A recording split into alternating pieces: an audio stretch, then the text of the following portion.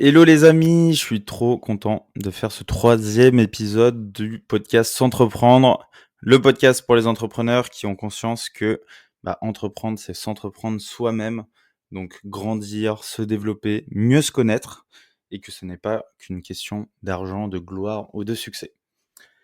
Je suis Alexis Bouvet, je suis le CEO et le cofondateur de Growth Hiring, j'ai 25 ans et Growth Hiring fait de l'accompagnement. En gros, on accompagne les recruteurs à se former aux techniques commerciales, marketing et du growth pour qu'ils puissent mieux recruter et trouver davantage de talents en étant dans les meilleures conditions. Aujourd'hui, Growth Hiring, c'est 24 freelances qui travaillent ensemble, plus de 50 boîtes accompagnées et plus de 600 personnes formées, une communauté de 4000 recruteurs et, et surtout des gens ultra motivés qui ont envie de faire bouger les choses. Aujourd'hui, les amis, on va parler des actus de la semaine. Ça va être assez rapide. Ça va être une actu plutôt choc qui a marqué ma semaine, qui a été le séminaire Growth Hiring. Donc on est parti entre Osgore et Biarritz, la benne pour ceux qui connaissent. Et on a fait 4 jours là-bas et 3 nuits. Donc c'était trop cool, donc je vais vous raconter ça un petit peu en détail et également les enseignements que j'en tire. Et ensuite, on va parler d'un sujet qui, selon moi, est hyper important et que beaucoup d'entrepreneurs négligent ou en fait, ne prennent pas le temps peut-être de se poser la question ou se retrouvent dans des travers, dans des vices où moi-même je suis passé et je suis encore, donc il faut continuer à avancer là-dessus. Mais c'est de se dire comment on peut entreprendre tout en étant discipliné et en kiffant. Parce que souvent, on va être discipliné, mettre en place plein d'actions et on tombe dans le travers de la surperformance et du coup on est matrixé, on kiffe plus. Et à l'inverse, soit on kiffe trop et du coup on culpabilise de pas assez taffer et on n'atteint pas les objectifs, etc. Donc on va parler de ces sujets-là, de ce que j'ai pu aussi expérimenter, puis tester, qu'est-ce qui a marché pour moi, qu'est-ce qui a pas marché, et vous donner plein d'idées, de choses que vous pouvez mettre en place. Donc finalement, il y aura beaucoup d'actionnables ici, il y aura beaucoup de choses que j'aimerais vous partager. Depuis mes 5 ans d'entrepreneuriat, je suis passé par plusieurs phases, donc j'aimerais vous en parler. Je pense que vous reconnaîtrez forcément dans l'une d'elles. Et surtout, la question, c'est de se demander comment on va pouvoir avoir un bon équilibre, une belle harmonie dans son entrepreneuriat entre discipline et kiff. Commençons par les actualités de la semaine. Actualité forte, le séminaire Growth Hiring. On l'attendait depuis 1 mois et demi. Franchement, ça fait trop plaisir qu'on ait réussi déjà à bien l'organiser, bien le mettre en place. Donc l'idée, c'était de réunir l'ensemble des freelances qui travaillent avec nous pour rappeler notre modèle aujourd'hui. On est sur un modèle de collectif de freelance. Donc on n'a pas de CDI en interne, pas de salariés, 3 associés, Hugo, Marilou et moi-même, et après que des freelances qui travaillent et gravitent autour du projet. Les freelances, on a plusieurs natures. On a des freelances qui sont qui travaillent pour le noyau interne, on va dire. Donc ça va être market, sales, support. Et ensuite, on a des freelances qui vont travailler plus sur la partie production d'émissions. Donc, tout simplement, ce sont des coachs. Notre modèle, il est 100% remote. Pas 100% parce qu'on se voit quand même en physique, mais il y a beaucoup de coachs, en fait, par exemple, qu'on n'a pas du tout vu en vrai. Donc, le noyau interne, on travaille souvent avec eux en physique. En tout cas, on essaye de les voir à peu près 2 fois par semaine quand on est à Paris. Mais après, le noyau coach, on va dire, donc les freelance coach, on les voit pas assez, pas beaucoup, en tout cas essentiellement en visio.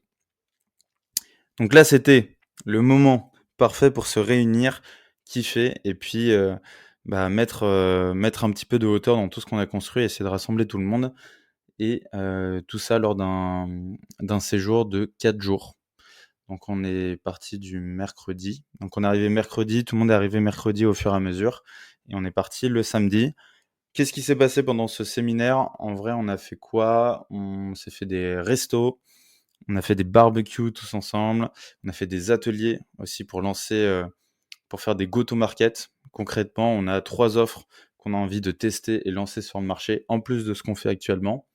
Donc une offre qu'on a appelée Coaching Plus Plus. En fait, c'est ce qu'on fait de base là en termes de coaching. Donc c'est des sprints de 2 mois. On accompagne des clients. Souvent, c'est une entreprise qui a envie de former une dizaine de personnes. Donc là, on travaille essentiellement avec des cabinets de recrutement et on a envie d'ouvrir avec des entreprises, de tout horizon, des TPE, PME, des ETI, des startups, des scale-up. Voilà, faire en sorte que le gros hiring soit accessible à tous, sous le même format, mais du coup, bien évidemment, personnalisé en fonction de ces structures. Deuxième offre qu'on a envie de lancer et qu'on a déjà lancée, c'est l'académie. L'académie du sourcing, en gros, c'est, simplement une, promo qu'on va mettre en place où au lieu de former une entreprise avec 10 personnes, c'est plutôt former 10 entreprises avec 10 personnes du coup différentes et qui, se cotisent pour s'offrir la promo, Gross Hiring et pour se former. Donc là, c'est un format, promo inter-entreprise qu'on a déjà lancé, qui marche super bien. C'est Marilou qui l'anime, c'est une boss. Elle fait ça trop, trop bien, on a que des bons retours donc franchement, c'est trop cool, très encourageant et ça nous permet de toucher beaucoup plus de monde. Et finalement, il y a une troisième offre, je vais pas en parler ici en détail, mais pour vous teaser, c'est une offre que l'on pense être l'avenir de Gross Hiring et qui permettrait, de, passer, l'entreprise à une échelle supérieure et outre de la formation, donc on ferait pas que de la formation, du coaching ou de l'accompagnement, mais on ferait, un produit qui permettrait aux entreprises de mieux recruter plus rapidement et plus facilement. Et ça, j'en parlerai quand ce sera un peu plus, lancé sur le marché. Là, pour l'instant, on va pas tout dévoiler. On a fait des ateliers du coup pour lancer ces offres sur le marché. Donc, on a fait des groupes de 5.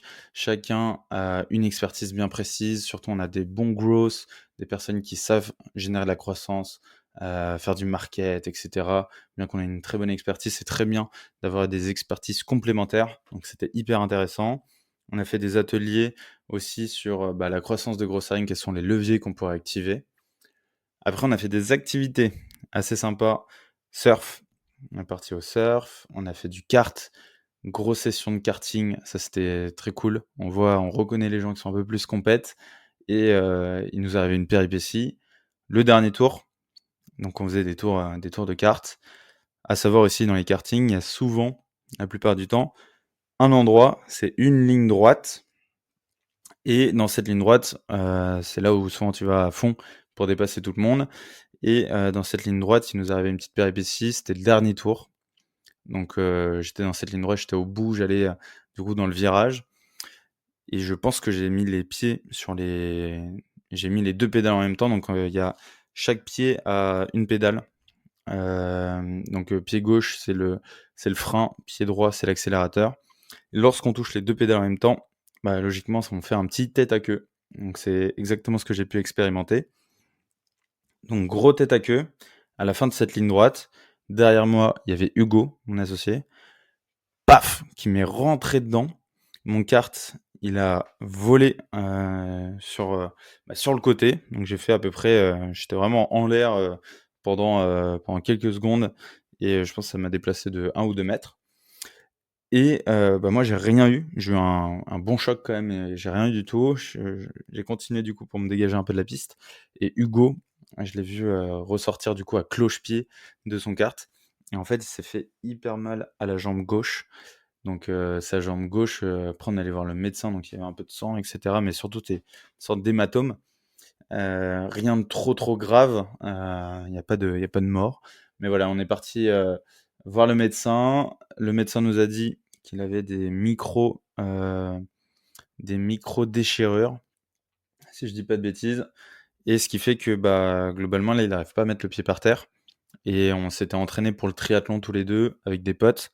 Donc on va le faire à Lacano, le 5 mai et malheureusement, il va pas pouvoir participer. Là, il arrive pas à mettre le pied par terre, donc c'est un peu compliqué. Donc on lui donne de la force, force à lui et ce qui est bien, j'adore son mindset parce qu'il capte que, c'est pas trop grave, que le plus intéressant et le plus important, c'était, le fait de s'être mis en action, de s'être entraîné déjà pendant 2 mois et demi. Donc on a eu 2 mois et demi d'entraînement et c'est ça la victoire au final, plus que la course en elle-même, même s'il aurait bien aimé la faire et du coup, ça lui donne envie de faire une prochaine course très, prochainement et on va s'inscrire, je pense, à un autre triathlon ou un half Ironman peut-être, si on est, déter. Je prends une petite gorgée d'eau et je suis à vous.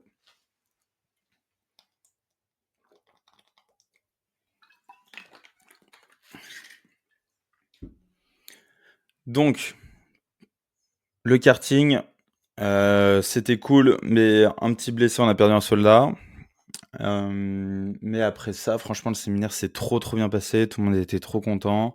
Comme dit, c'était très fluide, très smooth et les choses que je retire de ce séminaire, j'ai trouvé que l'événement était déjà très bien organisé, ça c'était très bien goupillé, c'était parfait.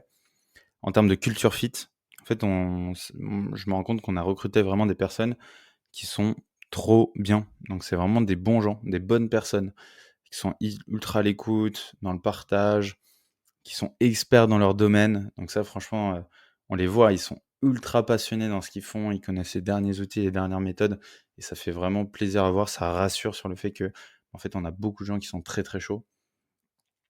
On a des personnes qui sont engagées. Ce sont des freelances à l'initial.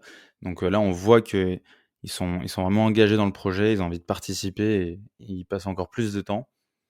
Et je pense que ça nous a fait passer de la boîte dans une dimension supérieure. Le pourquoi aussi on fait ça, donc il y a la mission de la boîte évidemment. Notre mission en tant qu'entrepreneur avec Hugo et Marilou, c'est d'aider les gens, aider les autres et d'entreprendre ensemble. C'est quelque chose qui nous animait et qui était une raison pour laquelle on entreprend. Et en fait, on se rend compte qu'on entreprend aussi avec tellement plus de monde et on vient bah, de créer encore plus de liens avec nos équipes. Et c'est là où on se rend compte que, ouais, en fait, ce qu'on fait a une dimension plus importante que seulement nous 3 et en fait, c'est, ce collectif-là de 24 freelances avec qui on travaille, qu'on a envie de mettre bien, qu'on a envie d'aider et surtout, on les voit, ils nous donnent beaucoup d'amour, ils sont engagés et ça fait trop plaisir à voir. Donc voilà, kiffer, c'est hyper important. C'est ce qu'on a fait là de mercredi à samedi. Donc j'ai pas taffé de la semaine. J'ai juste passé 2 appels et là aussi, petit enseignement, 2 appels qui ont découlé à 2 closings, donc 2 nouveaux clients. Donc finalement, pas besoin de se tuer à la tâche non plus, mais en tout cas, il y a évidemment un lien entre le nombre d'heures qu'on travaille et les résultats qu'on produit, mais c'est pas toujours le cas. Il faut travailler sur les bons trucs. Donc voilà, 2 appels, 2 closings et ça a été mon travail de la semaine qui a bien aidé la boîte. Maintenant, passons au sujet qui est je pense un sujet qu'on se pose pas assez, en tout cas on prend pas assez le temps ou le recul de se demander comment on peut associer discipline et kiff dans ce qu'on fait. Tout d'abord, j'aimerais faire une structure en 4 points. Donc 4-5 points, je me suis listé là, je vais reprendre rapidement pour les avoir sous les yeux. Le temps de les dire, parce que j'aime pas du tout en fait regarder mes notes pendant que je fais mon podcast. Je me suis rendu compte que moi j'avais fait ça pour un épisode le 2 là. Et du coup j'avais fait un enregistrement qui a pas du tout bien marché parce que c'était pas du tout naturel. Et, et du coup j'ai pas du tout kiffé. Donc là, j'ai bien appris ma structure, voilà, j'ai l'impression de revenir en cours, d'avoir un exposé à faire, mais en même temps, c'est trop cool parce que ça permet de bien cadrer tout. Ça demande un peu d'effort. Je pense que je passe 1 heure et demie, peut-être 2 heures à bien tout cadrer, à bien tout structurer, mais au moins c'est, carré. Première thématique, ça va être: qu'est-ce que la discipline? C'est quoi la définition? Qu'est-ce que je vois derrière ça et comment moi je l'ai appréhendé? Deuxième chose, quelles sont les choses que j'ai testées et mis en place dans mon quotidien? Troisième, ça va être les ennemis des habitudes. Donc dans le premier point, on verra aussi comment passer de discipline à habitude. Quatrième, comment ne pas tomber dans la surperformance et garder de la légèreté dans ce qu'on fait. Et à la fin, une petite conclusion. Voilà, conclusion de qu'est-ce qu'on aura appris ensemble, qu'est-ce qu'on aura vu et un peu, peut-être des passements en gros. Quelles sont les choses qui pourraient être intéressantes de creuser. J'espère que cette structure va vous convenir, parce que dans tous les cas, vous n'avez pas trop le choix. Première chose du coup, qu'est-ce que la discipline? La discipline, j'ai regardé une petite définition sur internet, c'est la règle de conduite que l'on s'impose. Donc ça, c'est la définition que j'ai prise, parce qu'il y en avait plusieurs. J'ai trouvé la définition la plus simple et la plus explicite sur le fait qu'on ait une règle de conduite que l'on s'impose à soi-même.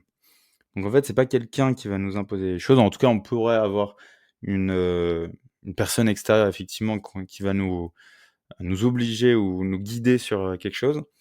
Mais au final, c'est vous et vous-même qui vous dites: «Bah oui, effectivement, je vais mettre ça en place» ou «Non, je vais pas le faire». Oui, j'ai le mental pour faire ça ou non, en fait, j'ai pas le mental et je cède à mes tentations et je vais pas mettre en place cette discipline pour atteindre mes objectifs. Avant, moi, pour vous raconter un petit peu, quand j'ai commencé à entreprendre, j'étais ultra passionné, on va dire. Je pense que c'est et je suis toujours passionné, mais c'est souvent l'euphorie du début. On va travailler, énormément travailler, travailler, travailler parce qu'on a la passion, on découvre, on est émerveillé par tout ce qui se passe. Donc ça, c'est un premier levier qui va être hyper intéressant pour, se mettre en action, accélérer et travailler. Plus le temps passe, moins on a cette euphorie du début et du coup, il faut trouver d'autres leviers pour, travailler et se mettre en action. Et vient le moment où on arrive sur la discipline. La discipline, c'est justement quelque chose que vous allez mettre en place pour vous imposer des choses et au fur et à mesure, moi, j'ai mis en place des systèmes dans ma vie. Donc j'ai dû passer par des, moments de discipline, donc où je m'imposais des choses pour que ça devienne des habitudes. Une habitude, c'est quelque chose que l'on prend et en fait qui devient routinier, qui devient normal. Et il y a beaucoup moins d'efforts mental à se dire: «J'ai envie de mettre je vais faire ça». Donc je donne un exemple, imaginons de se lever à 6 heures du mat. Au début, se lever à 6 heures du mat, c'est un calvaire. Je me levais, je pense à 8 heures, quelque chose comme ça. J'avais pas du tout envie de me lever à 6 heures du mat, ça avait peu de sens. Très peu de sens. Et au fur et à mesure, je me suis rendu compte que moi, j'étais beaucoup du matin, que j'aimais bien me lever tôt, au final. C'est quelque chose, en tout cas, que j'aimais bien, mais souvent, je vais retarder mon réveil. Mais par contre, une fois que je suis levé, je suis content. Donc il y a le côté snooze où on va snoozer un peu les choses. Et donc ça, j'ai réussi à mettre ça en place de manière disciplinée au début. Donc je m'imposais cette rigueur-là. Et maintenant, ça devient une habitude. Je suis habitué à me réveiller à peu près à 6 heures du mat. On le verra, je le fais pas tous les jours.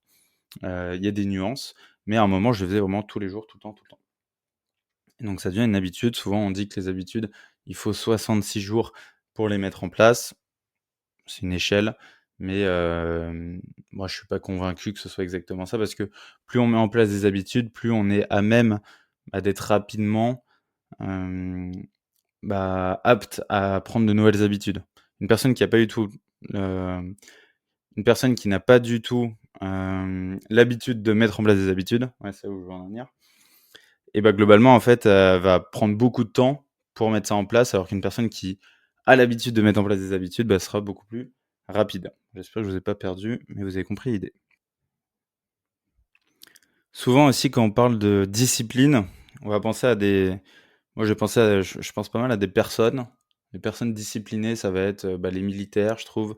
Les sages aussi, les personnes qui font de la méditation, je trouve il y a une discipline, spirituelle de, se poser, ne rien faire pendant des heures et des heures et des heures.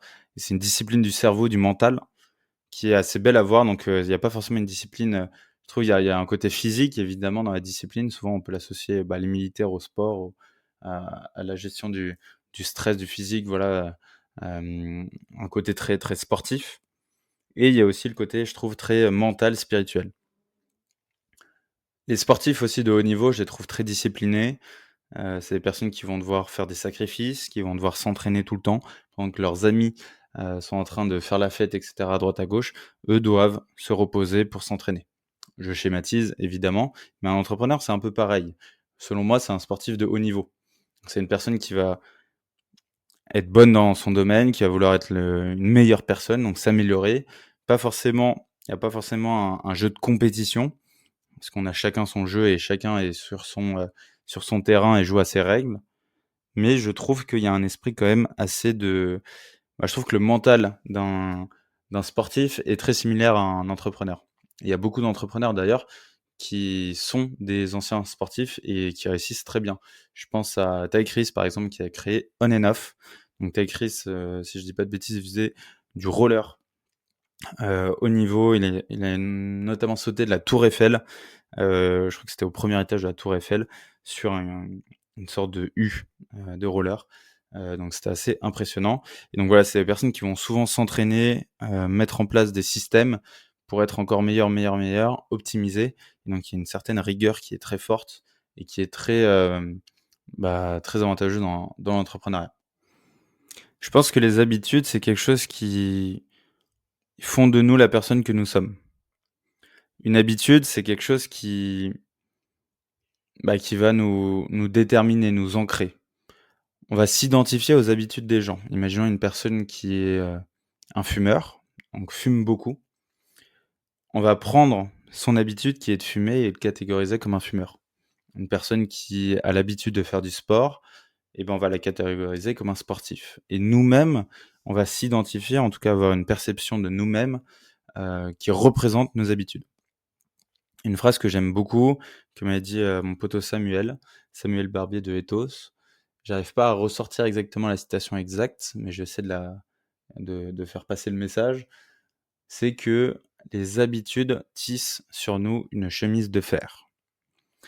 Et c'est exactement ça. Aujourd'hui, c'est très facile de perdre une habitude.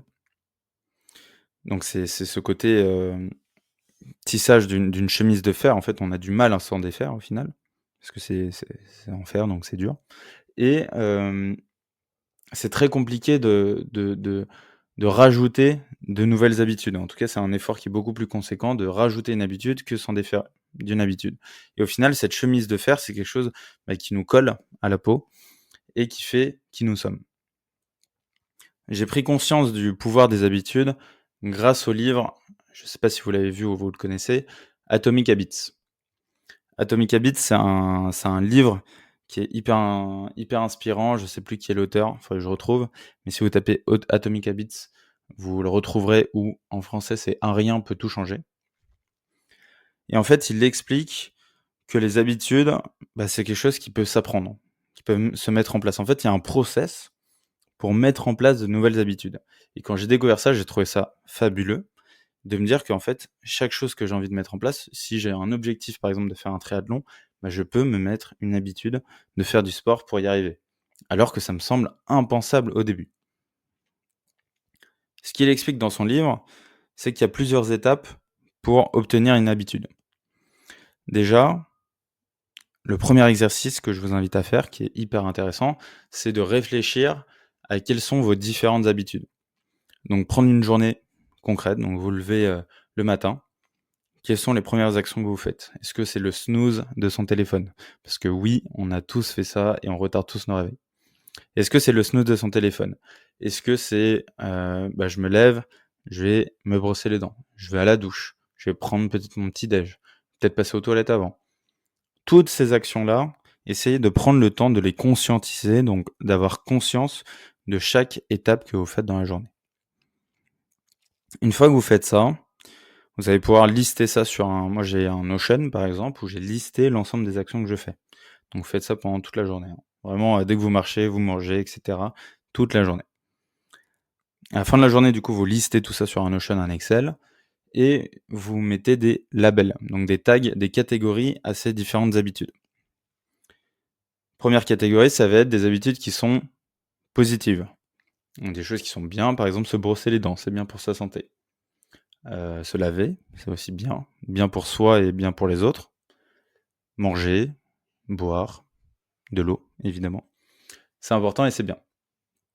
Ensuite, on a des actions qui vont être neutres. Neutre, ça va être marcher pour aller au travail. Neutre, ça va être éteindre son réveil parce qu'il a sonné. Listez aussi toutes ces actions neutres. Et finalement, il y a toutes les habitudes qui vont être des habitudes négatives, donc des choses que vous aimez pas. Donc par exemple, fumer, boire, retarder votre réveil, etc., etc. Une fois que vous avez fait cette liste, allez-y sans jugement évidemment, mais vous avez une vision globale de vous en tant que personne, quelles sont les habitudes que vous avez l'habitude de faire et quelles sont leurs catégories positives, neutres et négatives. Une fois que vous avez ça, vous pouvez changer après vos habitudes négatives en habitudes positives. En tout cas, ça va être l'intérêt de ce travail-là. Donc imaginons, je vais prendre un exemple. Une habitude négative que j'avais, c'était de ne pas faire de sport. En tout cas, je voulais faire du sport et j'avais du mal à me mettre en action pour faire du sport. Donc, j'ai mis en place quoi? Des déclencheurs. En gros, il y a quatre leviers pour avoir une nouvelle habitude. Donc, 1re étape, donc j'ai parlé d'étapes, mais en fait, je me suis un peu trompé. En gros, on va voir la première étape, c'est bien d'analyser justement ses habitudes et la deuxième étape, donc c'est d'utiliser ces 4 leviers pour améliorer et avoir une nouvelle habitude. Le premier levier, ça va être le déclencheur. Donc imaginons que je détermine que j'ai une habitude que je veux avoir qui est de courir tous les dimanches. Le déclencheur, c'est que je vais mettre un moment dans mon agenda où je vais me dire, tous les dimanches, à 8h du matin ou 9h par exemple, je vais aller courir. Donc j'ai un déclencheur, j'ai une notification, j'ai quelque chose qui me dit: «À ce moment-là, tu dois courir». Deuxième chose, ça va être d'avoir un objectif de 2 minutes. Au lieu de se mettre un objectif de se dire: «Je vais courir 15 kilomètres le dimanche», je me donne un premier objectif qui est de mettre mes chaussures le dimanche. Mes chaussures de sport. Donc ça se déclenche, je mets mes chaussures et en fait, le fait de juste mettre ses chaussures, c'est un premier objectif qui est une première victoire. Souvent, les militaires, ils mettent ça en place aussi tous les jours. Ils font leur lit. Un truc qui est très simple, qui prend 2 minutes. Donc c'est une première victoire qui les mettent dans un état de satisfaction et d'accomplissement et qui leur donne envie de faire les autres tâches par la suite. Donc, on a l'objectif de 2 minutes. Ensuite, le facilitateur. Comment on va faciliter cette tâche? En fait, la veille, par exemple, on aurait pu, en tout cas moi, c'est ce que je fais, je prépare mes affaires de sport, donc mes chaussures en question, mes vêtements, tout mon attirail en gros pour aller courir. Et la 4e chose, donc je suis dans la course, je cours et je reviens. Donc j'ai été dans l'effort, donc il y a une satisfaction, directe après l'effort qui est hyper importante. Et si on ne l'a pas, on peut ajouter du coup ce 4e levier qui est alors attention, j'ai peut-être oublié, non c'est bon je l'ai, la récompense. Se récompenser soi-même après avoir fait son effort.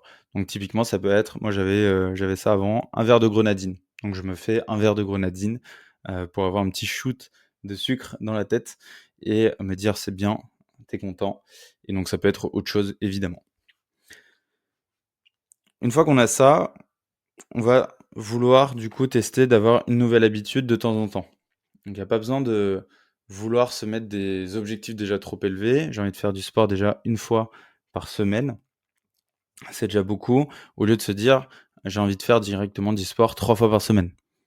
Le fait de mettre des objectifs trop ambitieux, trop élevés, nous décourage. En fait, ça va beaucoup nous décourager d'avoir des choses qui sont, inatteignables, alors que si on y arrive petit à petit, faire une fois par semaine et que ça marche très bien, on va pouvoir passer à 2.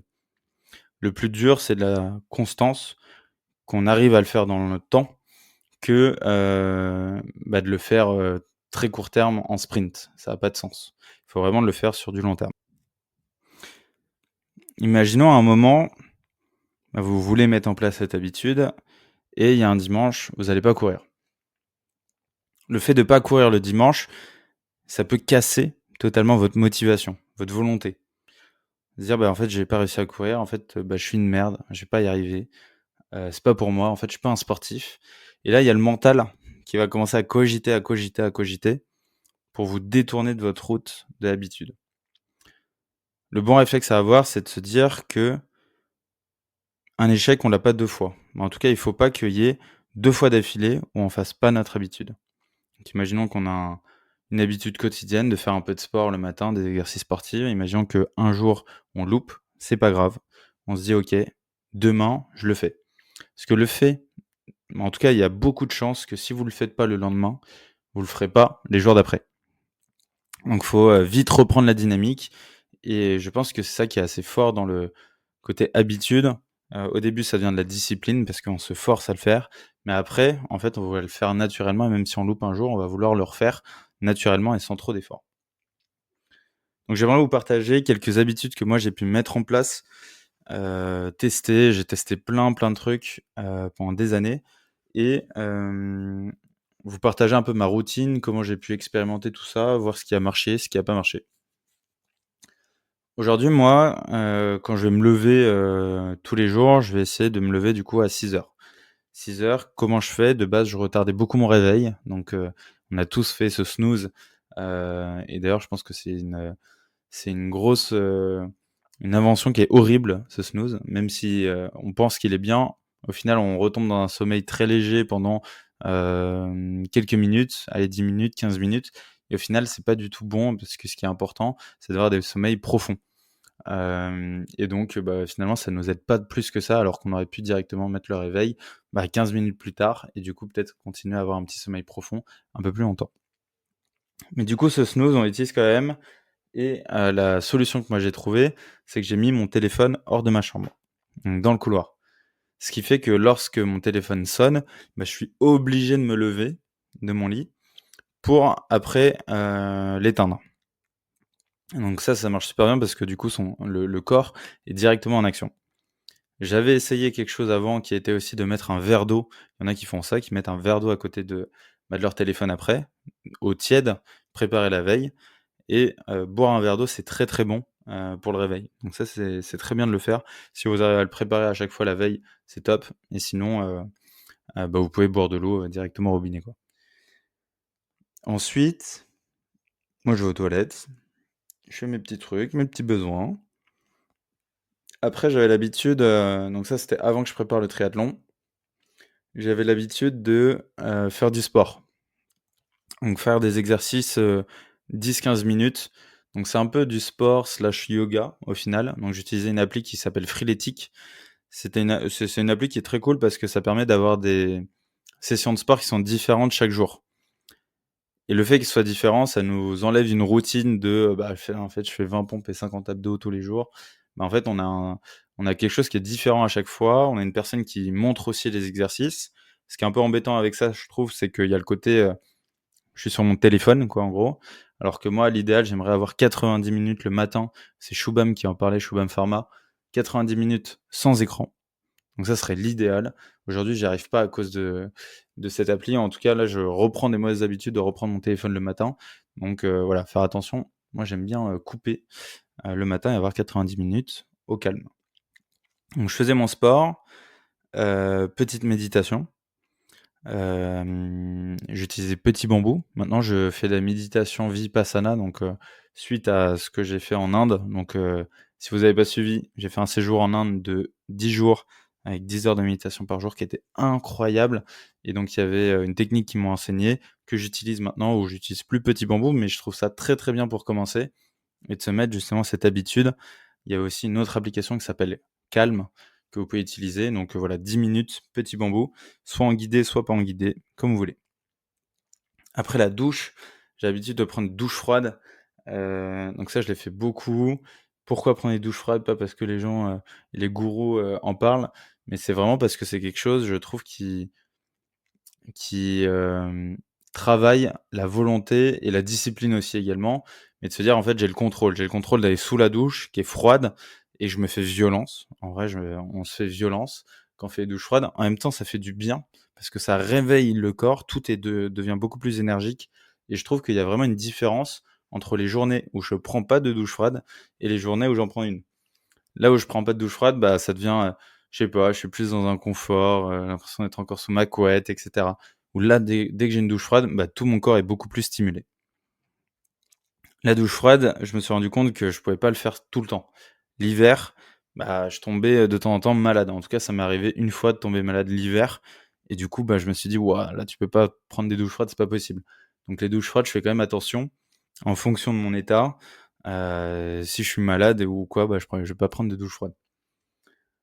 Ensuite, je vais boire de l'eau, beaucoup d'eau dans la journée. J'ai une gourde de 1,50 litre que j'ai acheté sur Amazon. C'est une gourde, je sais pas, on achète ça à 10 balles, 15 balles. Donc 1,50 litre et je la remplis 2 fois. Donc, une fois le matin, une fois le midi. Donc la matinée, je dois avoir bu 1,50 litre et l'après-midi aussi. Donc ça, c'est trop bien pour le corps, pour les reins. Je sais qu'il y a une limite ou en tout cas, il faut pas boire non plus trop d'eau, donc faire attention. Je sais plus laquelle c'est et je me demande si, 3 litres, c'est pas la limite. Donc faire attention et bien vérifier ça. Ensuite, qu'est-ce que je me suis mis comme habitude? Le sport, méditation, marcher. Je m'étais mis ça, mais je l'ai jamais réussi. C'est marcher 15 minutes. Je trouve qu'il y a quelque chose de très bien de marcher 15 minutes, juste pour se détendre, soit début de journée, soit fin de journée. pour contempler ce qu'il y a autour de nous, être dans le moment présent et même, en fait, marcher parce qu'on fait pas du tout assez de pas dans la journée.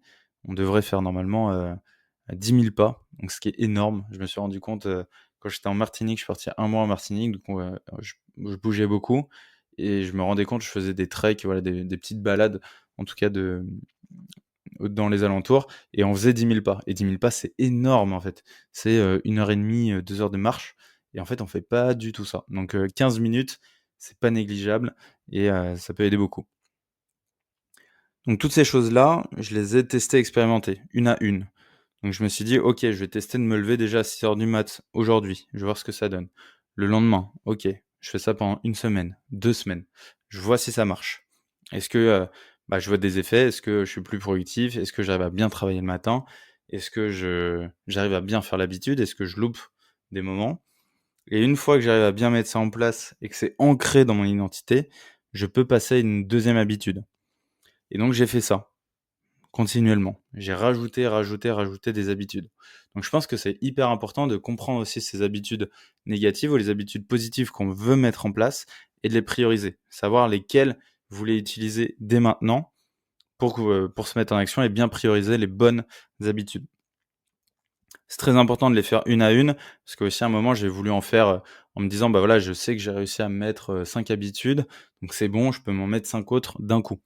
En fait, ça a été une erreur parce que même une personne qui a l'habitude de se mettre des habitudes, le fait d'en avoir plusieurs d'un coup augmente les risques, tout simplement, de pas réussir une habitude et du coup, ça, fait perdre de la confiance en soi et en tout cas, on pense qu'on est moins discipliné, moins rigoureux et du coup, c'est un cercle vicieux qui nous tire vers le bas.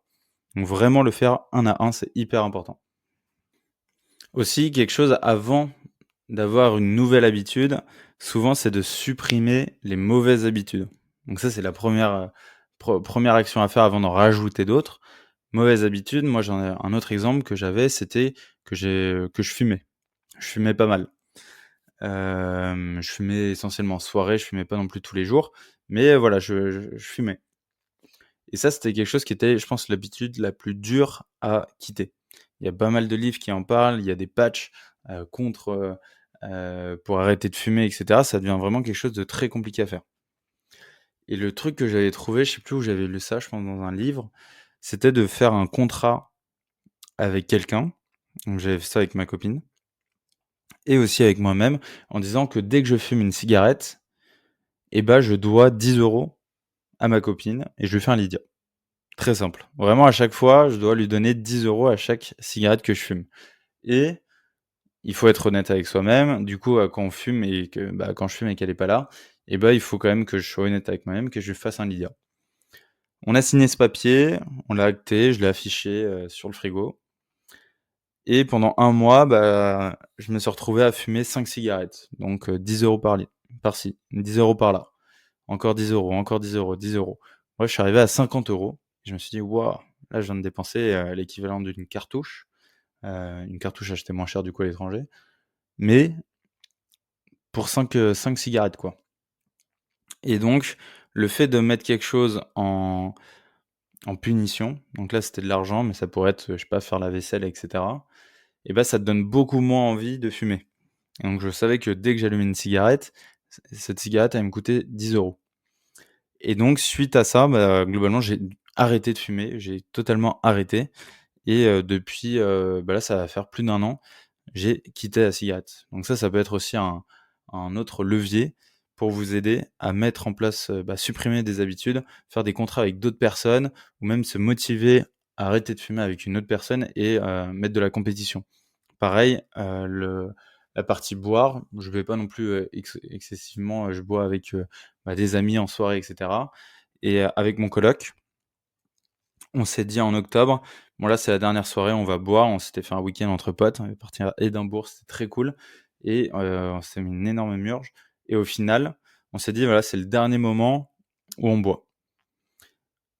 Finalement, on a réussi à maintenir ça dans le temps et donc il y avait ce challenge de se dire: «OK, qui est le premier qui va céder?» Et au final, on a tenu et puis on a rebu, je pense, un verre, je crois que ça devait être en février donc longtemps après, voilà, quelques mois après et du coup, aujourd'hui, on n'est plus du tout dépendant socialement à l'alcool. Donc, dès qu'il y a de l'alcool quelque part, moi, aujourd'hui, je vais prendre un verre de grenadine, je vais prendre un jus, voilà, je vais vraiment prendre autre chose et ça me fait vraiment du bien de pas être dans cet état, à avoir de l'alcool et surtout être obligé de boire de l'alcool à cause d'un effet social. Et en fait, on le voit directement, en fait, on le voit très vite qu'on boit que ou on fume que par des effets sociaux. Les outils que j'ai pu utiliser aussi pour mettre en place de nouvelles habitudes, donc j'ai parlé de Freeletics, j'ai parlé de Petit Bambou, j'ai parlé aussi je traquais aussi ma bouffe, tout ce que je mangeais pour comprendre la nutrition, donc j'utilisais Foodvisor qui est très bien, mais c'était un peu chiant parce que on doit mettre manuellement les aliments qu'on mange à chaque fois avec le grammage. Donc c'était un peu compliqué, donc c'est très complexe à tenir dans le temps, mais je trouve ça très bien au début en tout cas. Si vous avez envie de faire un régime sportif ou quoi, c'est vraiment pas mal Foodvisor, donc très pédagogique. J'utilisais Endel aussi pour la concentration. Donc c'est un outil qui permet d'avoir des musiques spécifiques pour bien se concentrer et bien travailler. J'utilisais Way of Life, j'utilise toujours Way of Life qui permet de mettre les habitudes qu'on a envie d'avoir dans la journée et donc d'avoir une liste de 10 habitudes à cocher et lorsqu'on arrive à la fin de la journée, on a une petite notification et on coche les différentes habitudes si on les a faites dans la journée ou non. Donc c'est vert ou rouge, très simple, ou neutre si, jamais c'était pas une journée où on devait faire cette habitude-là. Et après, ça met des courbes de tendance. De tendance, si on a réussi à bien, les faire pendant, plusieurs mois, combien de fois on a réussi, combien de fois on n'a pas réussi en termes de pourcentage. Et donc ça, je trouve ça très, très simple et très bien. Alors qu'avant, j'utilisais des tableaux Excel. Donc, chaque jour, je devais connecter le soir sur mon ordinateur avec un tableau Excel pour cocher si j'avais bien réussi ou non. Donc ça, c'était la galère, c'était l'enfer. Donc là, vraiment, cette application Way of Life est vraiment super. Une autre application aussi qui est très cool, qui s'appelle Rise et qui est une application qui permet de traquer son sommeil. Ça, on le dit pas assez et on le fait pas assez bien, mais le sommeil, c'est hyper, hyper important.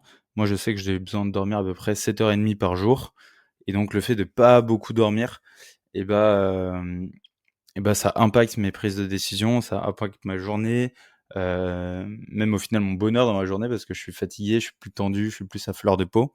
Donc Rise, c'est très bien aussi pour se rendre compte de la dette de sommeil que l'on a. Ça, on se rend pas assez compte, mais si 6 jours d'affilée, je dors que 6 heures, j'ai accumulé 6 fois 1h30, donc 9 heures de sommeil en dette. Et donc ça, c'est des choses qu'il faut rattraper le week-end. Et en fait, ça nous dit, en fait, là, tu as perdu une nuit de sommeil. Donc ça va pas du tout, donc il faut te coucher tôt. Donc ça va vraiment bien pour prendre conscience du sommeil qui nous manque. Et finalement, le dernier truc que j'ai mis en place, c'est la montre Coros. Je trouve ça trop bien, j'ai acheté une montre Coros qui m'a coûté 130 €, donc assez, pas très cher et qui me permet de traquer du coup, mes activités sportives. Donc ma course, mon triathlon, ma natation, vélo et aussi mon sommeil pour savoir quels sont les moments où je suis en sommeil profond ou non.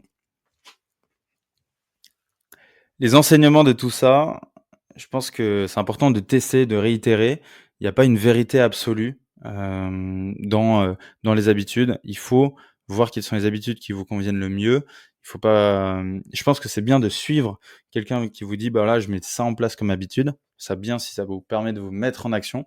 Par contre, rappelez-vous que c'est pas la vérité absolue et que ça se trouve, ça marche pour cette personne, mais pas forcément pour vous. Il faut être aussi à l'aise à changer de système. Là, aujourd'hui, moi, j'ai mis un système en place qui me va bien, mais je l'ai changé plein, plein de fois, que ce soit en termes d'outils, d'applications, de type d'habitude aussi que j'ai pu mettre en place. Donc, faut être à l'aise à changer de ça et aussi flexible en termes d'état d'esprit. De se dire: «OK, c'est pas grave, j'arrive à être à l'aise à changer mon habitude et je me fais pas avoir par, le côté, j'arrive pas à mettre en place cette habitude, du coup, manque de, confiance en soi et cetera». Commencer petit. Une habitude par une habitude, hyper important, être indulgent avec soi-même. Beaucoup de gens vont s'auto-flageller et se dire: voilà, j'ai pas réussi, je suis une merde». Donc voilà, vraiment vous dire: «Je ne veux pas que 2 jours d'affilée, j'ai une habitude qui se loupe» et garder cet état d'esprit. Attention également aux ennemis des habitudes. Souvent, on va avoir des personnes qui vont nous détourner de nos objectifs. Donc, les différents ennemis, ça va être l'entourage, votre espace de vie, le mental, la volonté et vous-même. L'entourage, c'est tout simplement, bah, les personnes qui vous entourent, si vous êtes, souvent avec des personnes qui ont pas l'habitude de travailler, qui travaillent pas bien, des personnes qui fument alors que vous voulez arrêter de fumer, bah, ça va être très difficile d'arrêter d'avoir cette habitude-là. Une étude qui avait été faite avec des souris, notamment, bah, des souris, on avait fait 2 expériences. Une expérience avec une souris qui avait de l'héroïne et que de l'héroïne dans son petit labyrinthe, donc c'était des souris laboratoires et au final, et ben elle revenait tout le temps, sur sa petite bassine d'héroïne. On avait testé, du coup avec, cette même souris mais dans un autre labyrinthe, dans laquelle il y avait de l'héroïne mais aussi d'autres choses, donc du fromage, d'autres petites souris, des activités, une petite roue pour jouer. En fait, on s'est rendu compte que dans ce deuxième labyrinthe, la souris n'allait plus du tout, voir l'héroïne parce qu'elle allait voir, du coup, bah, le fromage et toutes les autres activités et au final, elle a changé d'environnement, changé d'entourage et on le voit aussi, bah, pour les personnes qui sont toxicos, il y a des statistiques qui sont hyper intéressantes. Je sais plus exactement le pourcentage, mais c'est aux alentours de 70-80 des personnes qui vont faire des stages de cure, à des addictions. Lorsqu'ils retournent dans leur espace naturel, bah, il y a à peu près 70 à 80 des gens qui replongent dans ces addictions-là parce qu'ils ont pas changé d'environnement. Lorsqu'ils étaient en cure, oui, ils ont réussi à changer parce qu'ils allaient dans un autre espace, mais le fait de retourner dans leur environnement initial fait qu'ils replongent. Donc l'espace aussi de vie est hyper important. Je pense à l'espace, par exemple, le bureau, avoir un bon bureau, un bon setup, ça va être hyper important de bien le ranger, que ce soit le bureau physique, donc là où vous avez votre ordinateur et cetera, même le bureau virtuel, donc sur votre ordinateur, de bien fermer les onglets, avoir un bel espace de travail. Votre mental, ça va être hyper dur parce que c'est contre ça que vous allez vous battre. Le côté discipline, c'est de faire en sorte, bah, de s'imposer des règles de conduite auxquelles on obéit. Il y a que vous-même, il y a que vous avec vous-même qui pouvez juger si vous avez réussi ou non. Il faut être aussi à l'aise à, accepter le fait qu'on n'ait pas réussi et c'est comme ça et pas s'auto-flageller et accepter ça. La volonté, c'est quelque chose qui peut se perdre si, par exemple, on loupe une habitude 2 fois d'affilée. Donc préservez votre volonté et rappelez-vous le pourquoi. Pourquoi je mets en place cette habitude? Par exemple, imaginons qu'on prend l'exemple d'arrêter de fumer. Pourquoi j'ai envie d'arrêter de fumer? Et lister les 100 raisons de pourquoi vous avez envie d'arrêter de fumer. Parce que, bah, c'est mauvais pour la santé, parce qu'on peut avoir un cancer, parce que machin, machin. Et dès que vous avez de la faiblesse, lisez ces 100 raisons. Vous verrez, ça fait un effet radical, vous allez plus avoir envie de fumer. Et finalement, c'est vous-même. Le pire ennemi, c'est soi-même, c'est, bah, la faiblesse de son esprit, parce qu'il y en a évidemment toujours des moments de faiblesse. On va se dire: «Ah bah, il y a personne qui va me voir. Oh mais c'est pas grave, je le ferai la prochaine fois» et cetera. Donc pareil, soyez honnête avec vous-même. Maintenant, comment faire en sorte d'avoir de la discipline, des bonnes habitudes, mais pas être dans la surperformance et de continuer à kiffer, à garder de la légèreté. Moi, je me suis rendu compte, en fait, plus je mettais des systèmes en place, donc plus ça m'aidait et j'arrivais à atteindre mes objectifs. Donc, je trouvais ça vraiment fabuleux de faire en sorte de me rendre compte que je pouvais arrêter de fumer, que je pouvais arrêter de boire, que je pouvais mettre en place du sport dans ma routine, que je pouvais méditer. Je me sentais beaucoup mieux, beaucoup plus calme, beaucoup plus serein d'esprit, même dans mes prises de décision entrepreneuriat. Je me sentais beaucoup mieux en termes d'exécution. Donc tout était feu vert. Par contre, quelque chose auquel j'avais pas du tout anticipé et peu de personnes m'en avaient parlé, c'était le côté surperformance. J'étais complètement matrixé par tous ces indicateurs. À chaque fois, je devais, je voulais à chaque fois mettre une nouvelle habitude. Si je ratais mon habitude et ben, en fait, j'étais pas content, j'étais pas heureux. Je me disais à chaque fois: «Bah, c'est pas bien en fait, là tu as pas réussi, tu pas une bonne personne, tu as échoué» et à chaque fois et à chaque fois et à chaque fois, ça revenait parce que j'arrivais pas à faire 100 du deal. Il un peu le la finalité de tout ça, je me rends compte, c'est que En fait, ça sert à rien de s'auto-flageller, ça sert à rien de se dire: «Il faut atteindre les 100 pour être parfait», parce qu'on est tous humains au final. On a envie de s'organiser et moi j'ai envie de m'organiser comme une machine pour vivre comme un humain. J'aime bien, cette phrase-là que je tire, je crois, de, La semaine de 4 heures de Tim Ferriss. Comment on peut s'organiser comme une machine pour avoir du temps et avoir un bien-être en fait et vivre comme un humain? Et au final, il faut se rappeler que, bah, justement, on est tous humains et le fait d'être humain, ça fait que, bah, de temps en temps, on va faire des erreurs, de temps en temps, on va pas réussir. On a nos moments de faiblesse et c'est pas grave, il faut être à l'aise avec ça. Donc le côté surperformance, je me suis rendu compte que, bah, ça conditionnait mon bonheur. En tout cas, je conditionnais mon bonheur au fait d'avoir réussi et coché toutes ces cases. Et je pense que c'est là l'erreur où il faut pas tomber dedans. Faut se rappeler le pourquoi. Pourquoi on met tout ça en place? Bah, c'est pour être en meilleure santé, c'est pour être plus productif, c'est pour mieux travailler, par exemple, pour aussi avoir du bien-être, être épanoui, avoir de la légèreté d'esprit. Et donc c'est pas pour se conditionner, être malheureux et être emprisonné dans son process. Et c'est ça que j'ai expérimenté et c'est là où je mets aussi des points d'attention et j'aimerais vous partager ça pour que vous puissiez ne pas tomber dedans. Je me suis rendu compte aussi que ça enlevait de la légèreté. La légèreté dans ce qu'on fait. Je trouve qu'on est beaucoup trop, sérieux et cetera et je trouve qu'il faut qu'on arrive à redonner de la légèreté à ce qu'on fait dans son quotidien. Redonner de la place à son enfant intérieur. Souvent cet enfant, ce petit enfant au fond de nous et souvent dans l'entrepreneuriat, on entreprend peut-être assez jeune, ou en tout cas on a vite des responsabilités. En tout cas moi ça a été mon cas et je trouve facilement on peut facilement mettre de côté cet enfant intérieur qui a envie de jouer, qui a envie de prendre du plaisir, qui a envie de rigoler, qui a envie d'avoir de la légèreté et ça, c'est hyper important de remettre ça aussi au centre de son quotidien et ne pas se faire piéger par ces habitudes qui peuvent casser, en fait et atténuer cet enfant intérieur. Pour conclure, on a vu que les habitudes, du coup, étaient quelque chose qui était hyper important, qui définissait notre identité. On peut avoir des habitudes qui sont négatives, qui vont être néfastes, et également des habitudes qui vont être positives, qui vont vous faire du bien, et aussi des habitudes qui sont neutres. Les plus faciles, la première étape va être plus simple de supprimer des habitudes existantes que de rajouter des choses. Une fois qu'on a supprimé toutes les mauvaises habitudes, comment on va pouvoir rajouter des habitudes qui vont être positives? Ces habitudes, il y a plusieurs étapes. Il faut avoir, du coup, un déclencheur, quelque chose qui va activer l'habitude. Un objectif de 2 minutes qui va permettre de faire en sorte que cette, habitude, on ait une première étape qui nous aide à la réaliser. La facilité, donc un facilitateur, préparer les bonnes conditions pour accomplir cette habitude et finalement une récompense qui nous permet de nous récompenser. On va avoir plusieurs ennemis face à ces habitudes. On va avoir notre entourage, notre espace de vie, notre mental, nous-mêmes. Il faut être à l'aise sur le fait d'accepter que on n'arrive pas, de temps en temps, à faire 100 et c'est comme ça, c'est évident, on reste humain et qu'il faut pas, tout simplement, que 2 jours d'affilée, on rate une habitude. Les habitudes, c'est quelque chose qui nous sont propres, donc c'est quelque chose que l'on va pouvoir tester plusieurs fois, voir quel est justement le bon système par rapport à nous.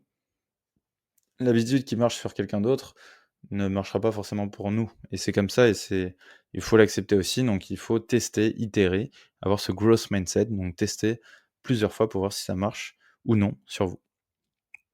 Au final, l'objectif, c'est pas de devenir des robots, des machines, mais il faut garder, l'humain qui est en nous, l'enfant intérieur, le kiff, avoir la légèreté et faire en sorte que tout ce qu'on arrive à mettre en place, ce système, nous permet d'avoir justement des moments, d'égarement, de folie, de d'incertitude, des moments où on ne sait pas ce qu'on fait et tout simplement de prendre du plaisir. Merci pour cet épisode, merci pour votre écoute et à très vite.